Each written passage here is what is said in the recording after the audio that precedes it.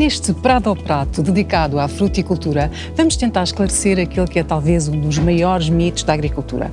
É possível produzir em sistemas muito intensivos e muito produtivos, com práticas muito sustentáveis e até regeneradoras?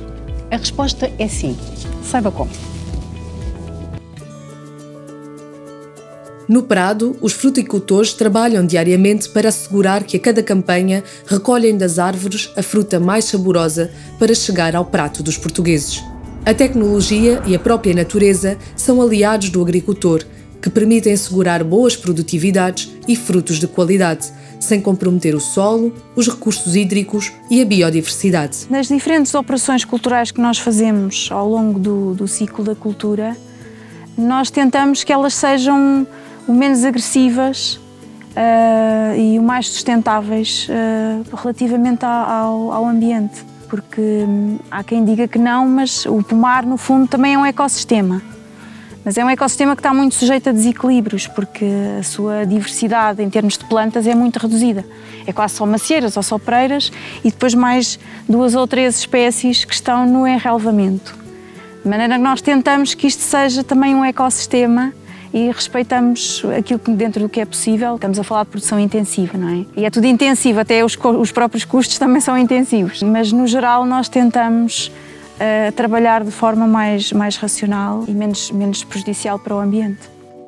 Desde que começámos a adotar estas práticas mais sustentáveis, temos visto um aumento da biodiversidade nos pomares. Esta biodiversidade, a maioria são insetos auxiliares que nos vão ajudar na produção. Vemos que também a nossa fatura de consumos de fitofármacos a descer e de fertilizantes. Continuamos a ter as mesmas produtividades, continuamos a ter o mesmo sabor, porque esse sempre foi ótimo, desde antes até agora e pretendemos que continue assim no futuro. Temos menores consumos de água e conseguimos entrar num ciclo positivo em que a natureza começa a trabalhar connosco. Em vez de andarmos a trabalhar contra a natureza, todas as semanas saímos para o campo a fazer algo contra a natureza, não. Assim começamos a ver que estamos a ir de encontro à natureza e quando fazemos isso, não vou dizer que podemos deixar o pomar, mas é só ir visitá-lo, não deixar as coisas descambar, porque está tudo organizado, a natureza toma conta. Os dois produtores têm as suas explorações muito próximas. São próximas na geografia, mas também nas práticas que utilizam, tentando ir além da sustentabilidade. Procuram ter uma agricultura regenerativa, também referida pelo eurodeputado Francisco Guerreiro. Eu acho que a própria palavra tem sido cooptada por boa parte de vários setores, não estamos a falar obviamente só do setor agrícola, para dar quase como uma visão mais verde do que é que o setor está a fazer. Mas no fundo a própria sustentabilidade já não é suficiente, nós temos que ir para além disso, portanto nós temos que regenerar tudo o que acabámos por destruir, seja a nível de solos, recursos hídricos, a própria externalização dos nossos impactos de emissões, de gases com efeito de estufa, de poluição luminosa, que também nunca se fala em vários setores, e no fundo nós temos que ir para além deste termo da sustentabilidade e temos que realmente encarar a regeneração como o desafio desta nossa década, porque nós vemos que estamos perto de um colapso ecológico, portanto vários setores, várias métricas já nos indicam que nós estamos a caminhar a passos largos para haver uma disrupção muito grande neste sistema, neste equilíbrio ecológico e, portanto, se nós não formos para além da preservação e da sustentabilidade e não formos realmente a caminho de uma regeneração, será muito, muito difícil nós continuarmos a viver com esta à vontade, pelo menos nos países ditos mais desenvolvidos, e será muito complexo a nossa gestão futura. As práticas amigas do ambiente, hoje praticadas pelos agricultores, são fruto de muita investigação e também do recurso à tecnologia. A agricultura de precisão tem um papel fundamental em todos os setores e a fruticultura não é exceção. A fruticultura, seja pera roxa, seja maçã, temos aqui a chamada relação folha-fruto, portanto temos aqui o equilíbrio que deve haver entre a dimensão do aparelho fotossintético e o número de frutos por planta, de maneira a haver um equilíbrio, de maneira a eu conseguir ter qualidade e ter calibre e produtividade. E, portanto, é uma operação que ocorre quase todos os anos de controlo, são anos muito excepcionais, é que naturalmente temos a quantidade de frutos correta por árvore. É um parâmetro que depende da própria dimensão da árvore e, como podemos ver em qualquer pomar, neste também, as árvores não são todas iguais. E, portanto, alguma tecnologia aqui que associa detecção remota, associa avaliação do indivíduo em tempo real, nos pode ajudar num processo que é extremamente consumidor de mão de obra. Portanto, a monda manual, portanto, o afinar do número de frutos por árvore é extremamente exigente em mão de obra e, portanto, aí a agricultura de precisão pode dar um contributo importante. A nível também de tecnologia, recorremos cada vez mais ao uso da agricultura de precisão. A Campotec, que é a organização de produtores na qual nos inserimos e na qual também faço assistência técnica a mais agricultores, é uma organização de produtores que a nível nacional tem cerca de 400 hectares de pomar. Nós recentemente adquirimos um drone em que fazemos voos sobre as parcelas, medimos não só o vigor das árvores, a sanidade das árvores, a maturação da fruta, o próprio volume da volumetria das copas. Com essa volumetria fazemos mapas de volumetria que depois vamos usar num pulverizador inteligente que consegue, conforme o volume da copa, fazer mais débito, menos débito, para não ter que estar a fazer débito desnecessário nos pomares. Fazemos cartografia dos nutrientes nas parcelas para percebermos onde é que é necessário fazer um adubo e onde não é necessário fazer esse adubo. Quando antigamente fazia-se tudo em toda a área, nós já também fazemos essa gestão inteligente de onde é que é necessário utilizarmos esses recursos como os fertilizantes. A agricultura é hoje, como vemos, altamente tecnológica, ao alcance de todos.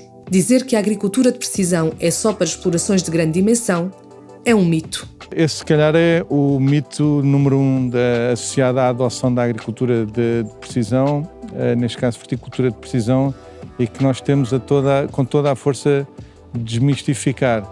Ou seja, o que é à partida, o que é que faz a diferença? Faz a diferença a forma como nós adotamos. Portanto, o conceito de base é o mesmo, quer seja numa grande área, quer seja uma cultura com alto valor acrescentado ou baixo valor acrescentado, mas depois o processo, os sensores que se utilizam, o escalonamento do tempo do processo de adoção é que é feito de forma diferente. E, portanto, se eu tenho uma cultura com uma área mais pequena, eu tenho que adaptar e tenho que ter sensores que se adaptem a essa realidade e não aplicar exatamente da mesma forma, comprando as mesmas máquinas, fazendo tudo como se tivesse uma área maior, porque para ter o retorno do investimento, obviamente que eu vou ter que levar em linha de conta com esses fatores. Portanto, eu diria mesmo que tanto na grande área como na pequena área, como nas culturas de maior ou de menor retorno,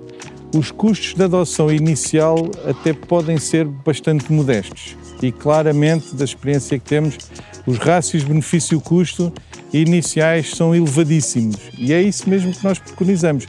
Uma adoção paulatina, devagar, com sensores e com tecnologias de baixo custo, e à medida que o retorno vai aparecendo, então nós vamos tendo mais certezas e vamos então passando para patamares de adoção superiores. Gestão do solo, da rega, incentivo ao surgimento de insetos polinizadores, são muitas as técnicas sustentáveis utilizadas pelos fruticultores, mesmo em sistemas intensivos. Entretanto, começaram a surgir outros métodos de luta, sem ser a luta química, que são, por exemplo, a captura em massa, ou seja, utilizamos dispositivos como copos ou garrafas com atrativos e capturamos uma grande quantidade da praga. Vamos reduzir a quantidade de praga que pode provocar problemas, mas vamos também reduzir a quantidade de praga que vai ficar a hibernar no pomar para o ano seguinte. Temos também a luta biológica, que corresponde à aplicação de insetos auxiliares no pomar, ou seja, aumentar as populações de insetos auxiliares para nos ajudar também a controlar as pragas. Temos a luta biotecnológica, que temos como exemplo a confusão sexual, em que aplicamos no pomar uma determinada quantidade de dispositivos que estão impregnados com a hormona que a fêmea liberta na altura do acasalamento, e vamos enganar o macho, porque vamos criar uma nuvem de feromona e ele vai ter muita dificuldade em encontrar uma fêmea e fecundá-la. Pronto, e portanto vamos reduzir a quantidade de praga no pomar, e com isso vamos reduzir significativamente, e já estamos a reduzir a necessidade de utilização de inseticidas. As técnicas para controle de pragas e doenças, de forma natural, são apenas algumas das ferramentas utilizadas no campo.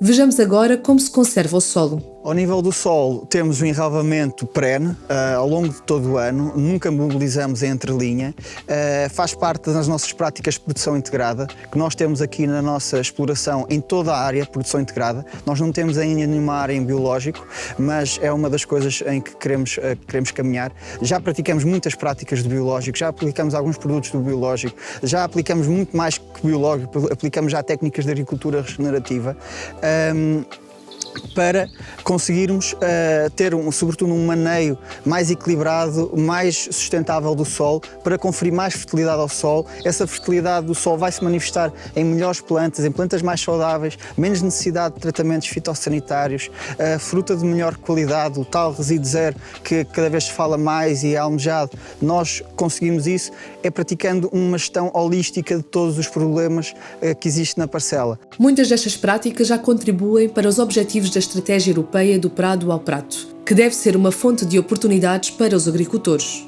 Eu acho que a própria pandemia nos veio demonstrar a importância de nós termos um sistema alimentar resiliente. Foi um dos setores que foi obviamente afetado, mas que demonstrou uma grande resiliência num momento de crise bastante estrutural.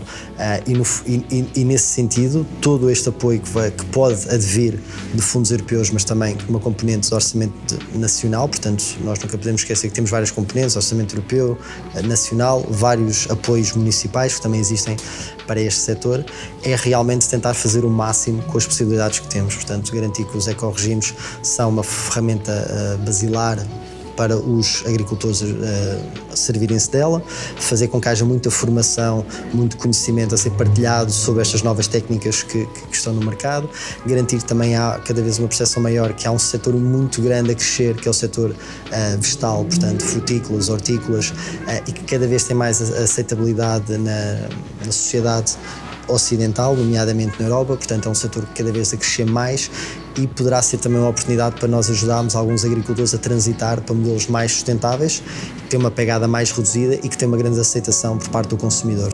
A estratégia é abrangente e visa envolver vários atores da economia. As empresas da distribuição e os retalhistas também estão alinhados com esta iniciativa europeia.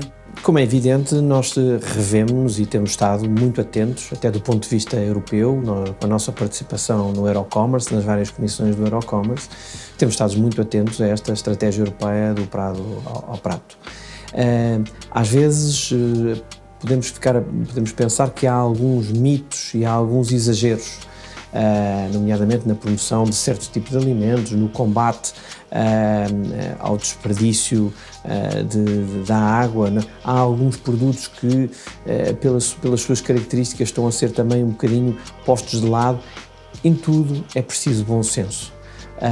Do ponto de vista conceptual, a estratégia do Prado ao Prato é fundamental para a Europa, é fundamental para a afirmação da produção europeia, da produção agrícola europeia, que é das mais ricas do mundo. E uma estratégia europeia era algo que fazia falta. A grande distribuição é a última peça numa engrenagem de abastecimento alimentar que começa no campo e passa, muitas vezes, pelas organizações de produtores que preparam o produto para chegar aos supermercados. A Cooper Frutas é um desses exemplos. Também ela é incentivadora de boas práticas.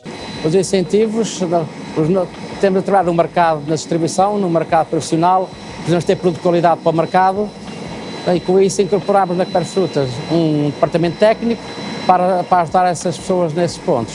Temos sensibilizado também, através dos nossos técnicos e tecnologias modernas, o que é que existe para poder minimizar uma série de coisas, desde os consumos de água, as certificações em BRC GRASP, que basicamente tem a ver com os tratamentos, o registro de tratamentos, embalagens, quando é que se encaminha embalagens, óleos, todo tipo de resíduos são produzidos na exploração. As casas de rega, organizar, e depois tem agora o Global Gap, tem o Global Gap GRASP, que inclui também as pessoas que trabalham, os trabalhadores de campo, têm que ser remunerados de acordo com a lei. Pronto, aqui a nível central também temos bastantes preocupações, quer seja com a segurança alimentar dos consumidores, quer seja com o ambiente. Incorporamos aqui na Central Fruteira um sistema fotovoltaico com 1000 e 20 painéis, sensivelmente. Produzem, em termos de pegada ecológica, reduzem o equivalente a 18 florestas plantadas por ano. Criámos também um sistema de compostagem para encaminhar as folhas e resíduos que vêm do pomar, misturados nos palotes, que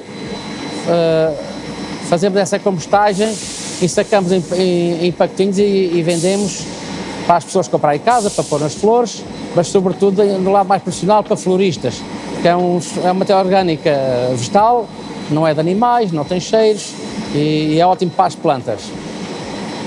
Também na fruta feia ou fruta estragada, que não tem estética para ir para o mercado, também uma parte dessa fruta é encaminhada para indústrias de grandes dimensões, que fazem concentrado e fazem os sumos que nós bebemos em casa, e temos também uma pequena parte somos nós que produzimos através de uma outra empresa de puré de fruta.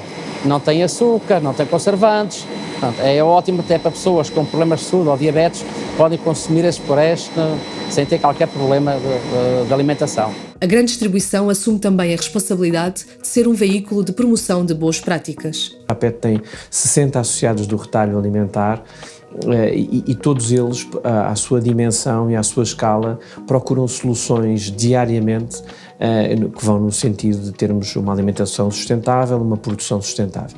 Eu chamava há pouco a atenção para exigências que vemos cada vez mais parcerias estabelecidas com produtores destas mais variadas áreas do país e que correspondem a um compromisso frutífero entre a produção e a distribuição. Não basta, como dizia há pouco, comprar bem, não basta conseguir que a produção nacional esteja mais bem representada nas prateleiras dos nossos supermercados. A distribuição alimentar assume uma enorme responsabilidade na divulgação destas boas práticas, das mais variadas formas e que, repito, são uma exigência do próprio consumidor. E o retalho alimentar assume a responsabilidade de ser um veículo de transmissão destas boas práticas. Evitar o desperdício faz também parte da sustentabilidade.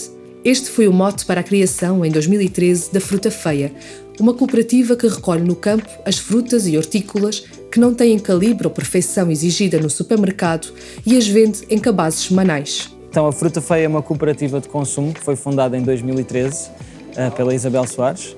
E é uma cooperativa que basicamente procura evitar o desperdício alimentar através da aparência. O foco da cooperativa é dar valor ao que os agricultores produzem e que eles não conseguem escoar para os canais tradicionais de consumo devido à ditadura da estética, ou seja, problemas da pele, na casca da fruta, tamanho, calibre, formas ligeiramente diferentes, e escoar isso para um canal que é os associados da Fruta Feia, que depois vão consumir aquilo que não seria escoado para os supermercados e etc. Nós hoje de manhã pegámos na carrinha da Fruta Feia, fomos ao campo, fizemos paragens em alguns agricultores, juntamente com outros 2 colegas nossos, que foram noutra carrinha, e então vamos buscar alho francês, fisalis, maçã, romã, courgette, fomos a agricultores que produzem cada uma destas coisas. Carregámos a carrinha.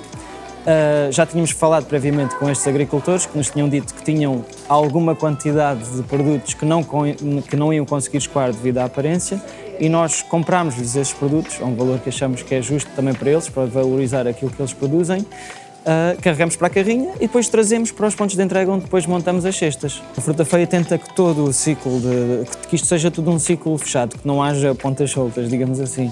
Então, no caso das sobras, que costuma às vezes também sobrar, o compromisso que nós temos com os associados é que, ao virem buscar semanalmente a sua cesta. Eles têm também a possibilidade de cancelar a cesta caso não queiram na semana seguinte, mas ao final de cada entrega sobram sempre algumas cestas, bem, sempre, não é o caso, mas costumam sobrar cestas de associados que por alguma razão não conseguiram vir buscar a cesta. Essas cestas não vão ser desperdiçadas, não vão para o lixo.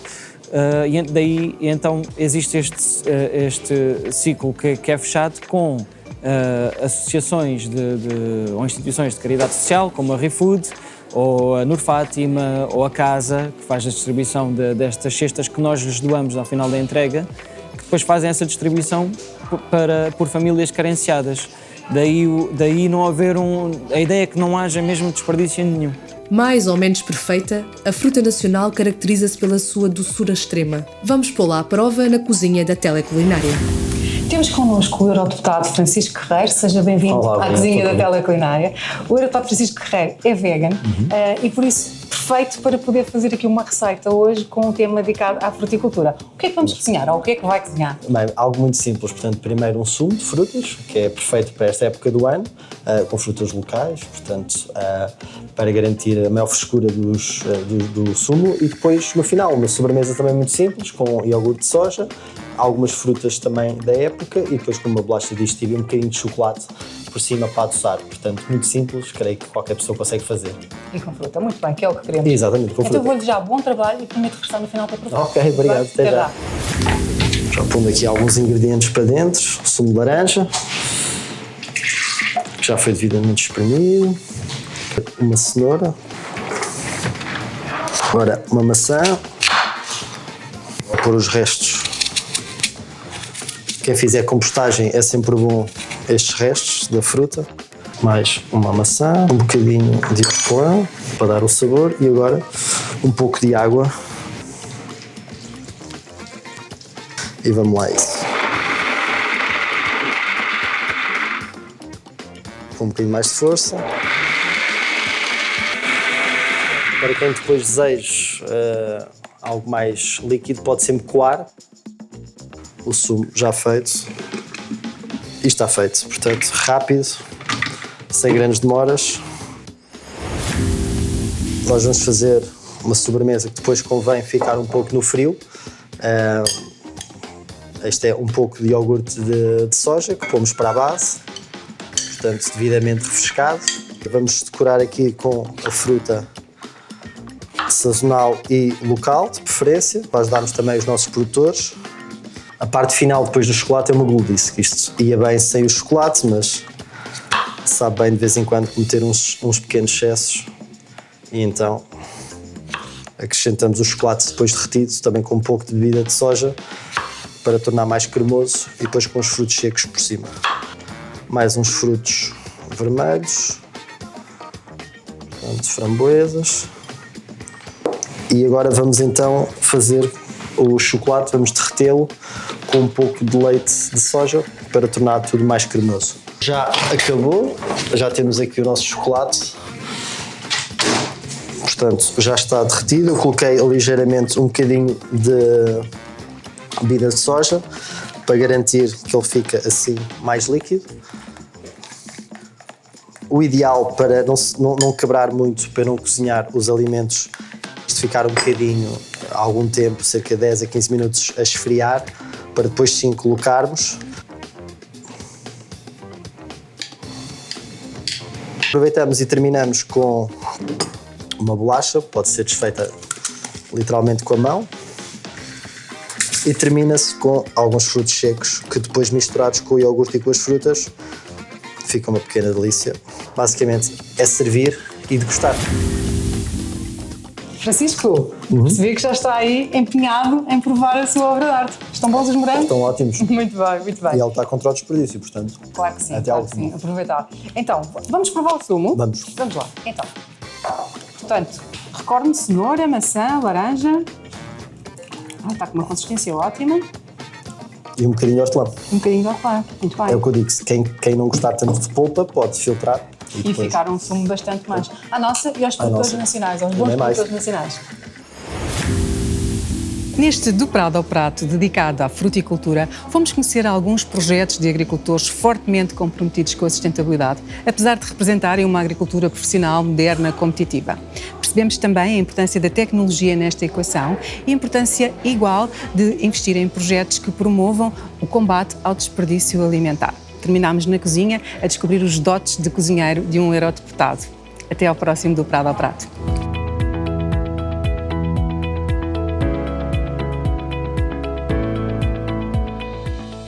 Este programa foi realizado em parceria com o Parlamento Europeu.